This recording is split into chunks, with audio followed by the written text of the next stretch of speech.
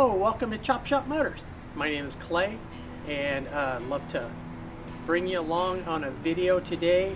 We're going to do a hot rod deep dive on a 55 Ford F100 and take it around the block and show you what a cool old piece this is. So thanks for joining us. Let's take a look at this truck.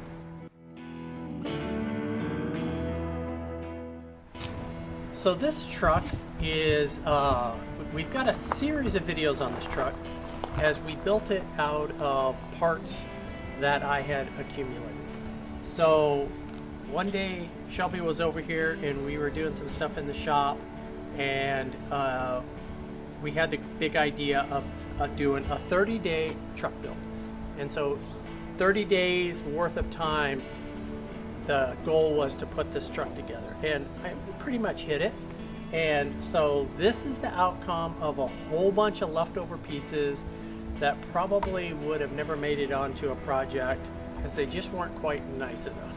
So we started off with buying some truck parts and having a pretty good amount of pieces to put a truck together. The cab and a frame and stuff like that.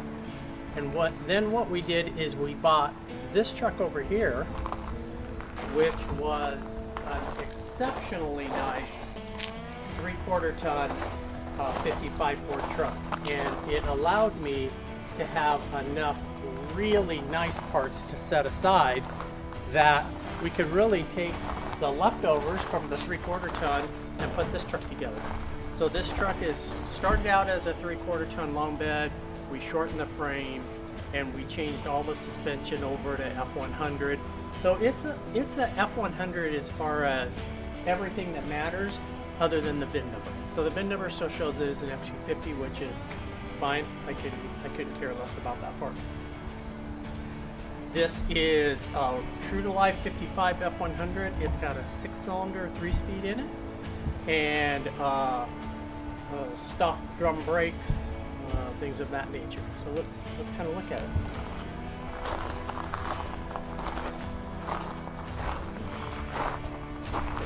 So as far as sheet metal goes, the fenders were pretty decent. The two front fenders were pretty decent. They were in the extra sheet metal pile. The hood, I did not have a really good hood. The hood is pretty rough.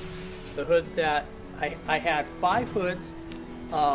One was decent. That's the gray one that's over there. Every other hood was some form of marginal. So this is the best ranking marginal hood, and so we put it on there. The cab itself is mountain green. I had doors from multiple trucks to put on it. Running boards were pretty rough, came out of the mix and match pile. A buddy of mine had, I'd sold him a 55 Ford truck, and the fenders on it were not quite good enough for the project he was building, so I got them back. So I did some work to it, did some rust repair, and they made it onto this truck. In the pile of parts was a bed. The bed looked decent, and so my plan was to use it on this truck. I didn't realize until I was getting much closer that it's actually a 52 bed and not a 53. So I had to do a bit of work to make it so that it would work on this truck. We had to relocate the bolt holes for the fenders and things like that, but the length and width and things of that nature were the same. So that bed made it onto this truck. All of this work that we did has follow-up videos from when we did it if you feel like going back and looking at any of that stuff. As we go around the back, I had a horrible tailgate that had seen drastically better days. And so I went ahead and took it apart, straightened it out, and welded it back together.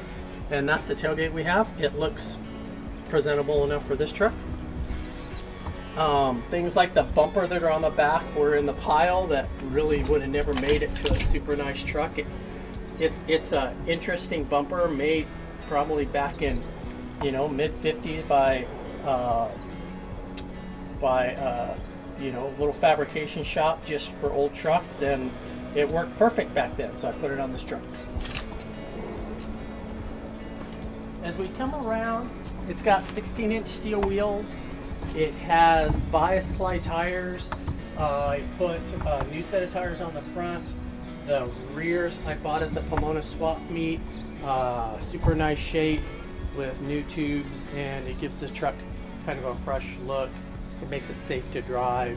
Underneath, it's got all new brakes, new brake shoes, new master cylinder, new brake lines. So all of that stuff was fresh because I didn't want to risk having it be dangerous when we drove it. So let's look under the hood.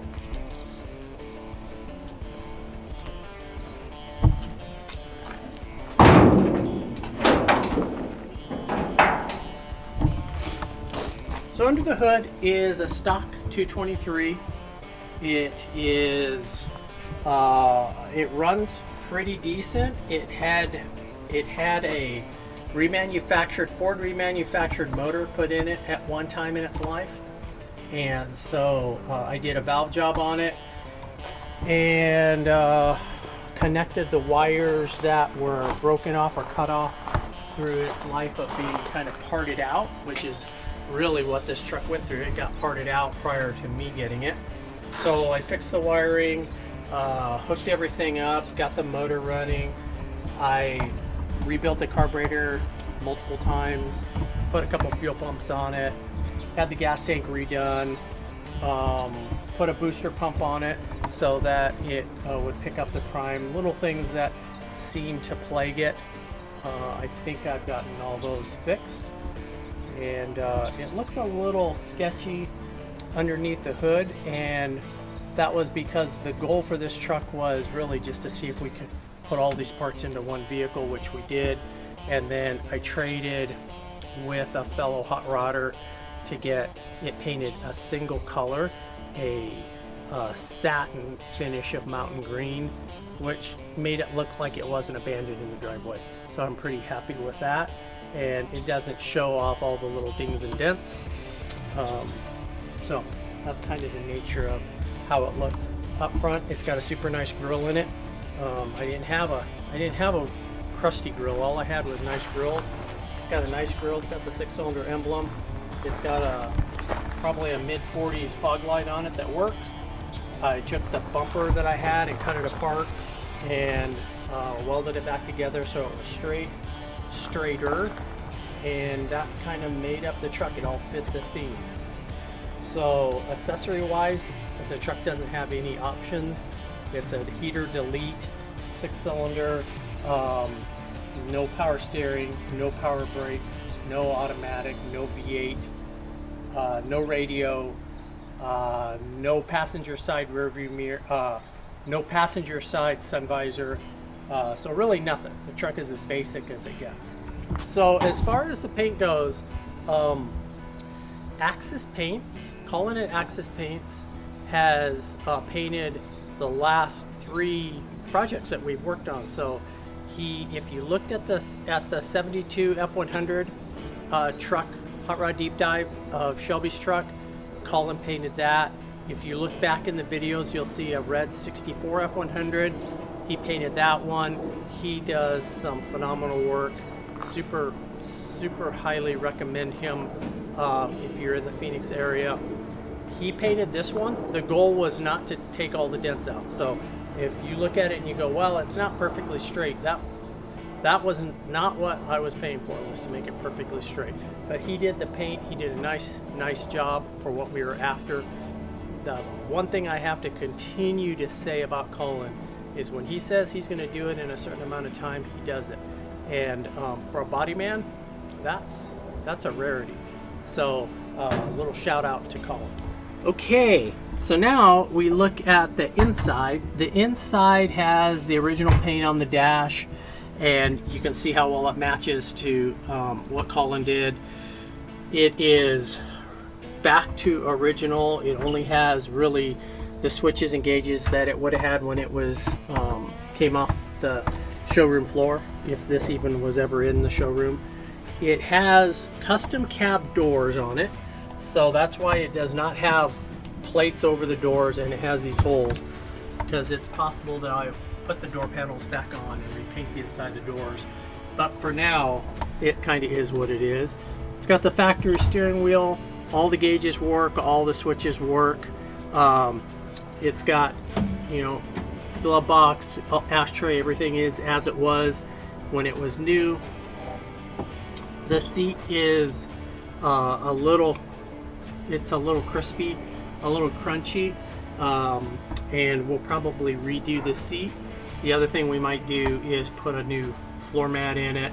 It's a funny project because after you get it to a certain point, you keep wanting to do nicer and nicer things to it, and there's lots of other projects around here that need attention, but this is a pretty fun project.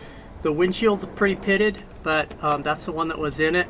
You'll see when we go around the block, it's a little hard to see out of. We put a back window in it, we put a dome light in it, we put all of that stuff back in it just like it was, and I think we should take it around the block. Okay, here we go. We'll turn key on. We're going to turn on the fuel pump and hit the button.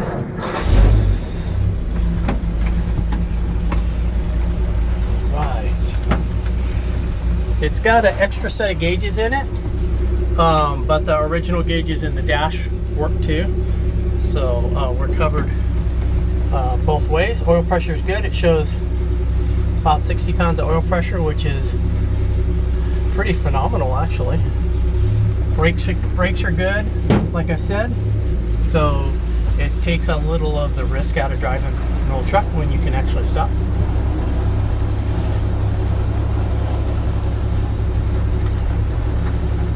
Okay.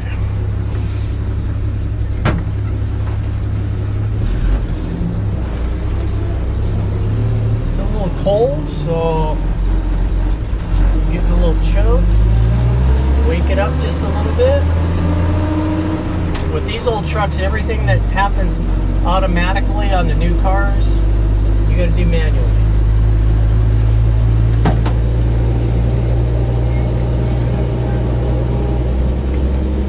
Might drive by the horses.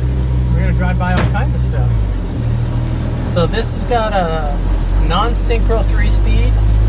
So that means if you need to downshift back to first, you got to come to a complete stop.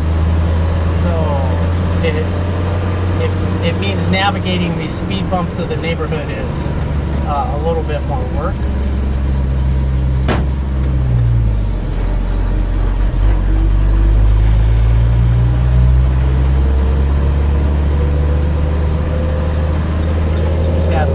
Horses!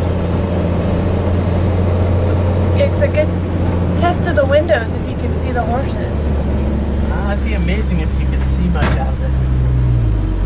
Oh, that's awkward. I'm just filming her horses. Do you want to tell them why or what the goal of this truck was in your garage?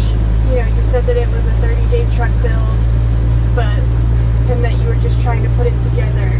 Yeah. So when I was saving parts for a really nice truck, I knew I wasn't going to build it right away. And I had all these parts. So if you've built a project out of parts, a little truck. A lot of people who want to build a hot rod or build a project, they go find a really complete truck or a complete project and start from there. I hardly ever get to do that. So my projects always start out from a truckload of pieces, and then I add 7 or 8 more truckloads of pieces to it. And that's exactly how this was. And the problem was I was a little tight on space. We were starting the YouTube channel, and I wanted to thin out some of the extra stuff I had, and the only way I could really do that was to figure out what I was keeping. So that was a good reason to do the 30-day truck build. it gave us some great content to put on the YouTube channel, and it allowed me to figure out what it's easy to look and say, oh, this is the best thing you have, so save it. Well, how about when you have 2 or 3 mediocre pieces? So by putting them into a truck, I knew exactly what the leftover junk was, and I mostly sold all that stuff off. So now I don't have a whole bunch of extra pieces laying around. The funny thing about these trucks is if the parts are perfect and cherry, you can sell them. If they're a little marginal, at least out here in Arizona, everybody turns up their nose at it. So I'm like, I wouldn't have really been able to get much for this stuff anyway. Nobody really wants a 6-cylinder, 55 6-cylinder motor or a 3-speed. A stock per end's worth nothing. So really, most of the pieces didn't have a ton of value. It probably has way more value as a complete vehicle like it is now. And it's a lot more fun. And it's a good truck to have at the shop because you have a lot of really nice cars. It's kind of nice to have a truck that can go to the running yard, the hardware store. Yeah, it's we sort of built the red 64 to be a shop truck, but this truck is slowly earning its way to be dependable enough to take on a little bit longer drives, like to the hardware store, to Home Depot or whatever. So it's earning its place. If it keeps running and doesn't make me work on it too much, it'll make me happy. Looking back at the 30-day truck build, now that you've done it, what would you have done differently? Oh, wow. What a great question. Because we did a lot to this. We switched cabs, we shortened the bed. Yeah. We did a lot of really big projects in a 30-day build. I think, honestly, the one thing I would do, sorry about kind of moving it. The one thing I would have done is I probably would have bought a gantry to make swapping the cabs a little easier. So if you watch the video of when we swapped cabs, we had a bunch of people over, and it was kind of cool, but the cabs were heavy, and we really kind of pushed how fun was it to do with your buddies, right? When you solicit free help and you feed them in breakfast burritos, you don't want it to be too strenuous. So probably having a gantry, which is a big A-frame type mechanism that allows you to pick up the cab and roll it off of the bed, off of the truck, would have been what I would have added to it. That would have been useful for, a couple parts of the build. So if you were going to recommend a 30-day truck build, would you recommend a truck like this, or would you recommend a different year? Oh. Well, I love old Ford trucks.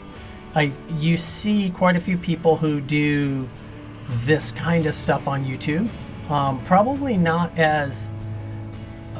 so much taking a pile of parts and building one, because the reason this was easy for me to do was I've had a bunch of these trucks, and I've built a bunch of them and tore a bunch of them apart, so I kind of know what to expect when I get into it. But if you weren't, like if you'd never done one of these trucks, it wouldn't be quite as fun. So that would be one of the factors. I like bringing stuff back from the dead. I like bringing it back, and this was not only dead, this was almost like bringing it back from non-existence. So, the truck had been parted out, the pieces were leftovers, nobody wanted a long bed, no matter how nice and straight it was. 3/4 ton, they just aren't that desirable. So it was a great opportunity. I've seen people where they do they pull them out of a barn or out of a backyard, and then they get them running and they make them drive. Those are great adventures. The one thing that I don't get terribly excited about is I don't like dealing with the rust. So in Arizona, we don't have as much rust. We had to put cap corners on 2 corners on this truck, but for the most part, not too much rust. So when I'm all done, I'm pretty happy with it. Does it have some dents? Yes, but I can deal with the dents. I can, have Colin play with it at some other point, or it might go down the road to someone else who will take it to the next level, and that's all good. So if you were going to buy a project, maybe not, because obviously this is a collection of parts, but if you were going to buy a pile of parts, what parts need to be there for you to be like, this is worth starting a project? Because a lot of times you buy a bunch of parts and then you get into it and you're like, I need so much more. Yeah, it really depends. I think the biggest question that you can ask yourself when you're wanting to do something, and a truck like this is actually pretty cheap to do. I think we did the math on it, under $2,000. Well, not counting the paint, because I did a trade out for the paint, but under $2,000 for the truck, less paint. And you could have painted this in the driveway for $200 if you wanted to, with if that was your goal. So for a couple grand, you could have a truck like this if you want to put the sweat equity in. The piece that you have to think about is, what is the skill set that you bring? So if you've got some hand tools and some basic skills, get something that's kind of complete and maybe runs. If you're super crafty and you don't mind tearing apart a motor and doing whatever it takes, then you can buy into a project that doesn't have a motor, or the motor's dead, and be successful. Just don't oversell your skill set, because that'll take the fun out of it. So if the truck's kind of complete, like these trucks are not that hard to get parts for. So I'm not building something here that is unbelievably tough to hunt down every piece for. I'll give an example of another Ford that would be really difficult to... Well, I mean, if you find... Some of them are difficult because the parts are really expensive. Some of them are difficult because the parts are really rare. So it kind of depends on, if you want to build a 61 Ford unibody short bed, big back window truck. Pretty rare, hard to get parts for, hard to get glass for, hard to get trim for. Really cool looking, but you're probably going to get frustrated along the way if all those pieces aren't there. I wasn't going to get frustrated on this old truck because they made like 250,000 of them in 55, and then they made probably overall 1 million of these trucks over 53 to 6. So the parts are still out there, and that makes it fun for me to put something together and not be challenged by having to pay $1 million for something, because that takes the fun out of it, right? I'm not building big block Corvettes, 66 Corvettes, or something super cool fastback Mustangs that are, deserve to have a ton of money spent to make sure they're perfect. That's not what I'm building. I'm building stuff that's fun. So we just jetted around the block, had a ball for a limited amount of money. So thanks for joining us for this video. If you like this content and you like these old things that are around this shop, please like, share, subscribe. We love having you follow us and sharing our story with you. Thanks to Shelby for helping me put this video together, as always. And I'm Clay for Chop Shop Motors, and we'll see you on the next project.